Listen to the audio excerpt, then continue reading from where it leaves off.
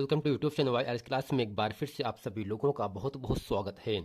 तो दोस्तों set number 2019 801 MA code AB code में दोस्तों प्रश्न नंबर 1 में का आपके सामने यहाँ से कह रहा है निम्नलिखित कथनों में से कोई एक कथन सही है, उसे पहचान कर लिखिए। ऑप्शन नंबर यहाँ से पहला है रामविलास शर्मा कवि के रूप में प्रसिद्ध हैं। दूसरा ऑप्शन कह रहा है दोस्तों यहाँ से रांगे राघव ख्याति प्राप्त आलोचक हैं। तीसरा है मेरी लद्दाख यात्रा के लेखक रामचंद्र शुक्ल हैं। चौथा है क्या भूलूं क्या याद करूं आत्मकथा विधा की रचना है।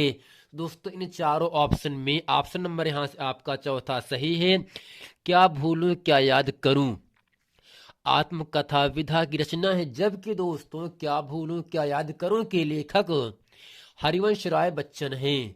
तो दोस्तों प्रश्न नंबर 1 का खा कह रहा है निम्नलिखित कृतियों में से किसी एक कृति के रचनाकार का नाम लिखिए। पहला यहाँ से है सज्जन है, दूसरा बिखरे पन्ने है, तीसरा है रेती के फूल, चौथा है आनंद प्रकाश। ग है बाण भट्ट की आत्मकथा किस विधा की रचना है। घ है किसी एक संस्मरण लेखक का नाम लिखिए। अंग है किसी एक प्रसिद्ध एकांकीकार का नाम उल्लेख कीजिए। अब दोस्तों प्रश्न नंबर 2 का है रीतिबद्ध कवियों में से किन्हीं दो का नाम उल्लेख कीजिए। घ है छायावादी काव्यधारा की दो प्रवृत्तियों का उल्लेख कीजिए। प्रश्न नंबर दोस्तों ग है निम्नलिखित रचनाओं में से किसी एक रचना के लेखक का नाम लिखिए।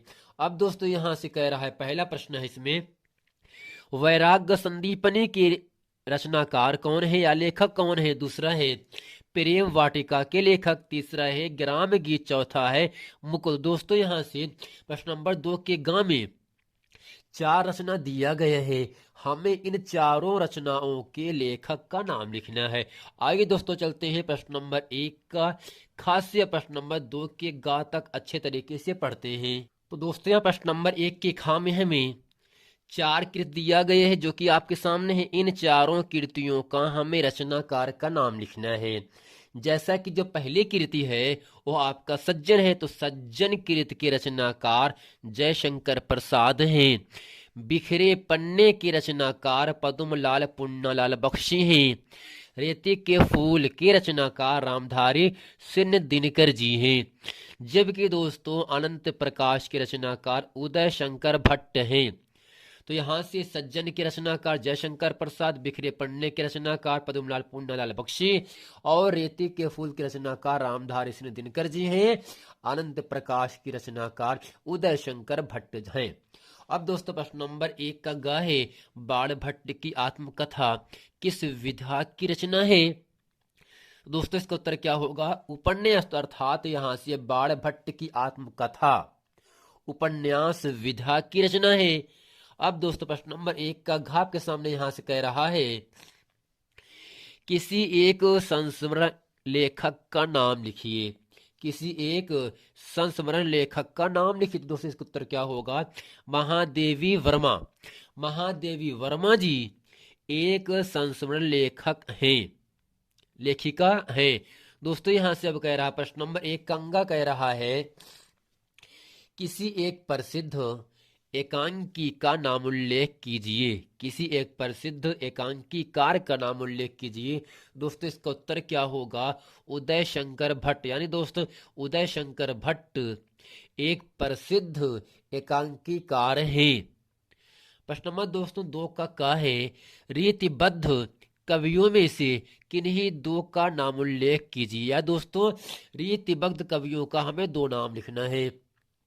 पहला दोस्तों क्या होगा बिहारी है, दूसरा आपका है केशव दास। तो यानी यहां से बिहारी और केशव दास ये दोनों रीतिबद्ध कवियों में से 2 कवि हैं। दोस्तों प्रश्न नंबर 2 का खा कह रहा है छायावादी काव्यधारा की 2 प्रवृत्तियों का उल्लेख कीजिए।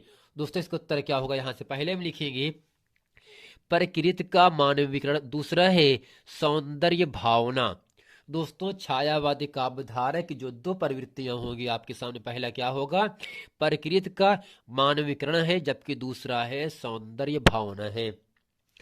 अब दोस्तों यहां से प्रश्न नंबर 2 का गा कह रहा है, इसमें दोस्तों रचना दिया गया है, हमें इन चारों रचना का लेखक का नाम लिखना है।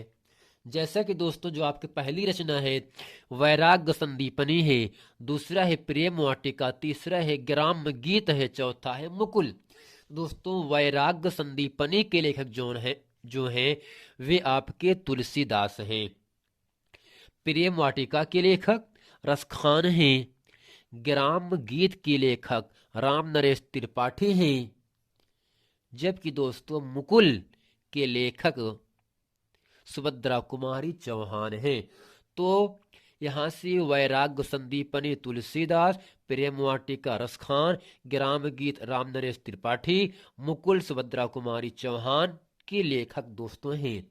अब दोस्तों यहां से पहला प्रश्न नंबर आपका 6 कह रहा है, तो दोस्तों यहाँ प्रश्न नंबर 6 कह रहा है, निम्नलिखित का संदर्भ सहित हिंदी में अनुवाद कीजिए।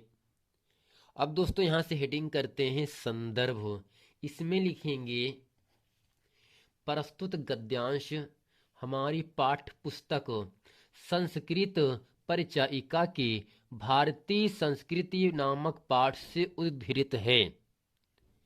प्रस्तुत गद्यांश हमारी पाठ्य पुस्तक संस्कृत परिचायिका के अंतर्गत भारतीय संस्कृति नामक पाठ से उद्धृत है। अब दोस्तों इसका यहां से हेडिंग करते हैं हिंदी अनुवाद। अब दोस्तों ये पूरा गद्यांश दिया गया संस्कृत में, हमें इसका हिंदी अनुवाद करना है।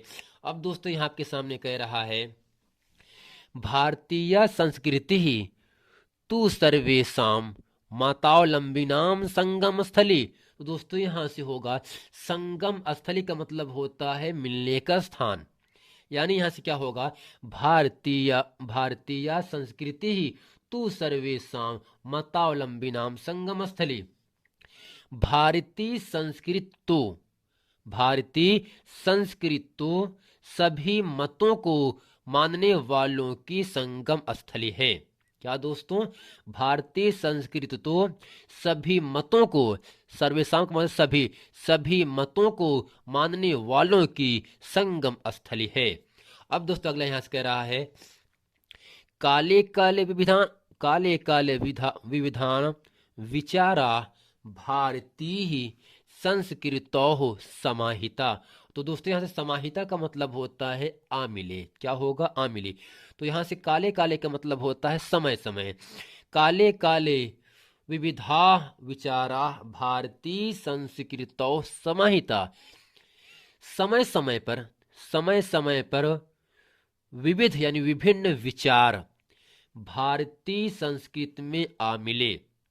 समय समय पर विभिन्न विचार भारतीय संस्कृति में आ मिले। ऐसा संस्कृति ही सामयिकी संस्कृति ही। तो दोस्तों इसका मतलब क्या होगा, ऐसा संस्कृति, यह संस्कृति सामयिकी समन्वयात्मक संस्कृति संस्कृत। दोस्तों यहां से होगा ऐसा संस्कृति ही सामयिकी संस्कृति, यह संस्कृत समन्वयात्मक संस्कृति है।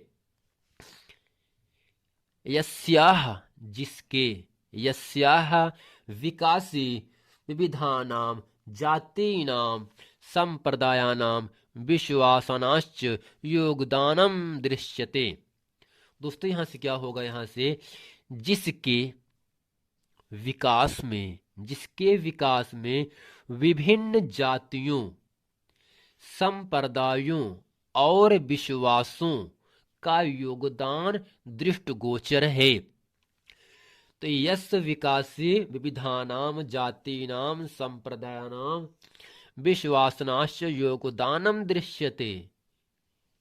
जिसके विकास में विभिन्न जातियों, संप्रदायों और विश्वासों का योगदान दृष्टिगोचर होता है। अब दोस्तों यहां से कह रहा है, अतएव जिस प्रकार अस्माकम हम भारतीयों की जिस प्रकार हम भारतीयों की एका संस्कृति एकह च राष्ट्रीयता। जिस प्रकार हम भारतीयों की एक संस्कृति और एक राष्ट्रीयता है। जिस प्रकार हम भारतीयों की एक संस्कृति और एक राष्ट्रीयता है। दोस्तों आशा करते हैं इस प्रश्न नंबर 6 का जो गद्यांश संस्कृत में दिया गया है इसका हिंदी अनुवाद अच्छे तरीके से आप लोगों को समझ में आ गया होगा। अब दोस्तों यहां से चलते हैं प्रश्न नंबर जो आपका 7वां यहां से होगा। इसमें दोस्तों कह रहा है अपनी पाठ्य पुस्तक से कंठस्थ किया हुआ मतलब याद किया हुआ कोई एक श्लोक लिखिए जो इस प्रश्न पत्र में न आया हो। दोस्तों आपको 2-3 श्लोक याद कर लेना है और आपको यहां से 2 नंबर की प्राप्ति होगी। अब दोस्तों यहां चलते हैं प्रश्न नंबर आपका 8 का कह रहा है। दोस्तों प्रश्न नंबर 8 के क में करुण अथवा हास्यरस की परिभाषा सो उदाहरण सहित लिखिए। इसी का खा है रूपक अथवा उत्प्रेक्षा अलंकार का लक्षण सहित उदाहरण लिखिए।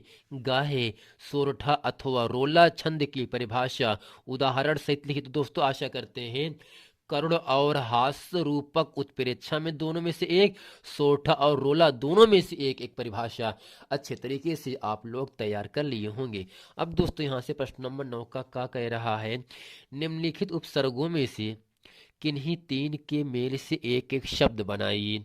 दोस्तों जो उपसर्ग होता है वे शब्दों के पहले लगता है, यानी वे शब्दांश जो शब्दों के पहले जुड़ करके शब्द के अर्थ में विशेषता उत्पन्न करते हैं उपसर्ग कहलाते हैं।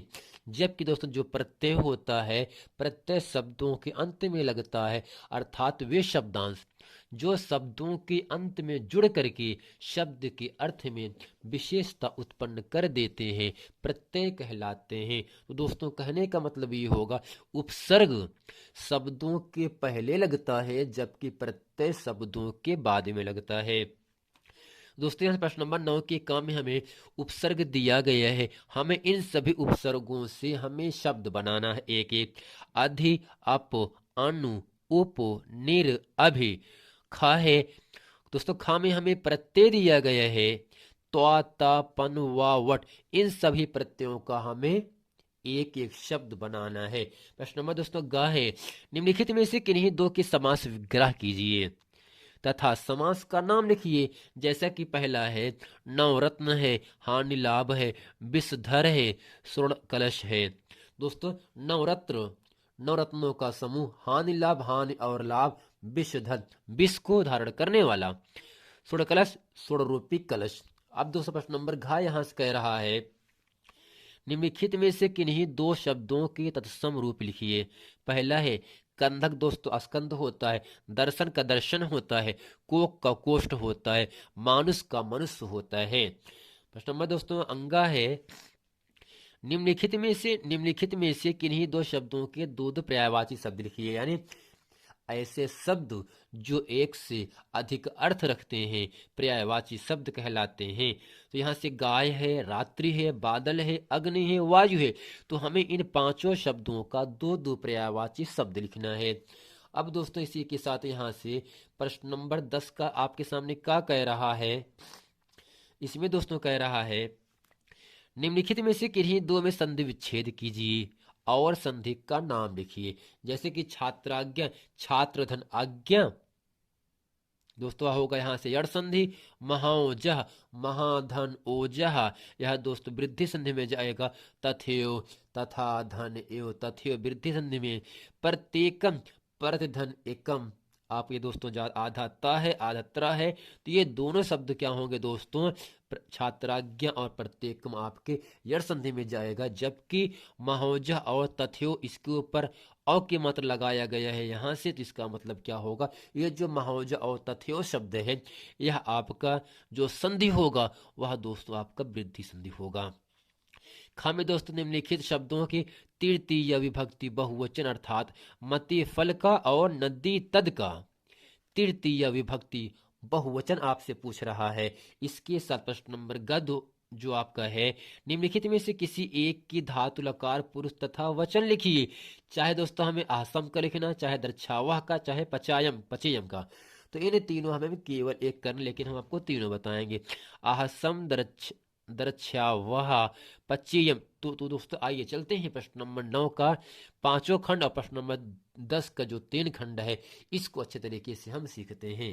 अब दोस्तों यहाँ प्रश्न नंबर 9 की काम में हमें उपसर्ग दिया है अधि अप अनु उप निर अभि। हमें इन उपसर्गों से शब्द बनाना है। जैसे कि दोस्तों हम अधि उपसर्ग से शब्द बनाते हैं अधिकार, अप से बनाते हैं अपमान, अनु से अनुराग, उप से उपकार, निरशब्द से निर उपसर्ग से हम निर्बल शब्द बना देते हैं। ठीक इसी प्रकार अभि उपसर्ग से हम अभिमान शब्द बना देंगे। और दोस्तों यहाँ से प्रश्न नंबर 9 का जो खाप के सामने कह रहा है इसमें दोस्तों प्रत्यय दिया गया है और दिया क्या है त्व ता पन व वट। दोस्तों हमें ऐसा शब्द बनाना है जिसकी अंत में त्व ता पन व वट शब्द लगा हो। जैसा कि दोस्तों घनत्व में अंतिम पद में आपका दोस्तों यहाँ से आ रहा है तो है, जबकि सफलता में त है और बचपन में पन शब्द आ रहा है। पहनावा में दोस्तों वह शब्द आया है। इसी प्रकार वट में यानी बनावट शब्द में बनावट, लिखावट, सजावट, इन सभी शब्दों के अंत में वट शब्द आ रहा है। यानी दोस्तों प्रत्यय शब्दों के अंत में लगता है और जो आपको उपसर्ग होता है यह दोस्तों शब्दों के पहले लगता है। जैसा कि अधि प्रथम में आया और यहाँ से अप पहले आ गया, अन पहले है। ठीक इसी प्रकार आपका उप है, निर है और दोस्तों आपका अब भी यहाँ से आ रहा है। तो दोस्तों आशा करते उपसर्ग और प्रत्यय अच्छे तरीके से आप लोगों को बनाना आ गया होगा। अब यहाँ से चलते हैं प्रश्न नंबर दोस्तों 9 का ग आपके सामने इसमें कह रहा है। दोस्तों 9 के ग में शब्द दिया गया है, हमें इन शब्दों का समास, विग्रह और समास का नाम लिखना है। जैसा कि दोस्तों आपको यहाँ से दिख रहा है नवरत्न है, हानि लाभ है, विषधर है, स्वर्ण कलश है। तो नवरत्न में दोस्तों जो आपका पहला शब्द नौ है यह एक आपका संख्यावाची है ना। तो जब हम इस नवरत्न शब्द का समास विग्रह करते हैं तब होता क्या है नवरत्नों का समूह अर्थात दोस्तों नौ संख्यावाची होगा तो आपका द्विगु समास में जाएगा। और यहाँ से जो हानि लाभ है, हानि और लाभ यानी हानि और लाभ के बीच में एक निशान लगा है जिसे कहते हैं योजक चिन्ह। जब हम इस निशान को हटाते हैं तब इसके स्थान पर और या तथा शब्द आ जाता है। तो हानि लाभ का समास विग्रह हानि और लाभ होता है। अगर दोस्तों निशान डैश का है तो आपका यहाँ से द्वंद्व समास में जाएगा। विषधर शब्द का समास विग्रह विष को धारण करने वाला, अर्थात दोस्तों विष का मतलब पॉइजन मतलब जहर होता है, यानी विष को धारण करने वाला, अर्थात यहाँ दोस्तों क्या होगा समास का नाम बहुव्रीहि समास। स्वर्ण कलश, स्वर्ण रूपी कलश, अर्थात दोस्तों अगर जिन शब्दों का समास विग्रह करने में है जो के समान या रूप शब्द लगा होगा बीच में, वह दोस्तों जो आपका समास होगा वह कर्मधारय समास होगा।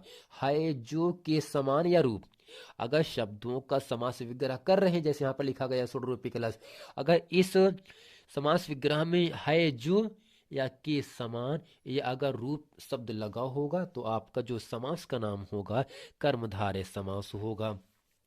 अब यहाँ प्रश्न नंबर 9 का घ आपके सामने कह रहा है, इसमें हमें शब्द दिया गया कंधा, दर्शन, कोख, मानुष। हमें इन चारों शब्दों का तत्सम रूप शब्द का मतलब शुद्ध शब्द होता है जिनका हम दैनिक जीवन में जल्दी उपयोग नहीं करते हैं। हम दोस्तों हमेशा कंधा ही कहते हैं ना, लेकिन कंधा शब्द का तत्सम रूप स्कंद होता है, दर्शन का दर्शन होता है, कोख का कोष्ठ होता है, मानुष का मनुष्य होता है। तो दोस्तों आशा करते हैं स्कंद में स्कंधा, दर्शन में दिखाना अर्थात दर्शन, कोष्ठ का मतलब यहाँ कोख होता है और मनुष्य को दोस्तों मानुष कहते हैं। यानी कंधा, दर्शन, कोख, मानुष ये सब तद्भव शब्द दिए गए हैं।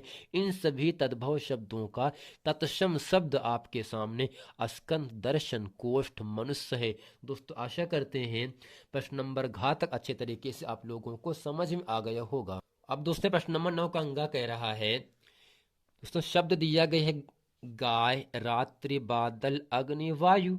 हमें इन पांचों शब्दों का दो दो पर्यायवाची शब्द लिखना है। मतलब ऐसे शब्द जो एक से ज्यादा अर्थ रखते हैं पर्यायवाची शब्द कहलाते हैं। दोस्तों यहाँ से गाय शब्द का पर्यायवाची शब्द होता है धेनु, गौ। रात्रि का निशा, रजनी। तो दोस्तों निशा का मतलब रात, रात्रि का मतलब रात होता है, और रजनी का मतलब भी यहाँ से रात होगा। दोस्तों बादल का मेघ, वारिद, जलद, तोयज, तो यद। दोस्तों ऐसे मेघ वारिद जो होंगे आपके बादल शब्द के पर्यायवाची शब्द होंगे। और ऐसे अग्नि, अनल और दहन, अर्थात जो अग्नि शब्द है इसका पर्यायवाची शब्द होता है पावक, अनल, आग, दहन, दौ, हुताशन, जातवेद।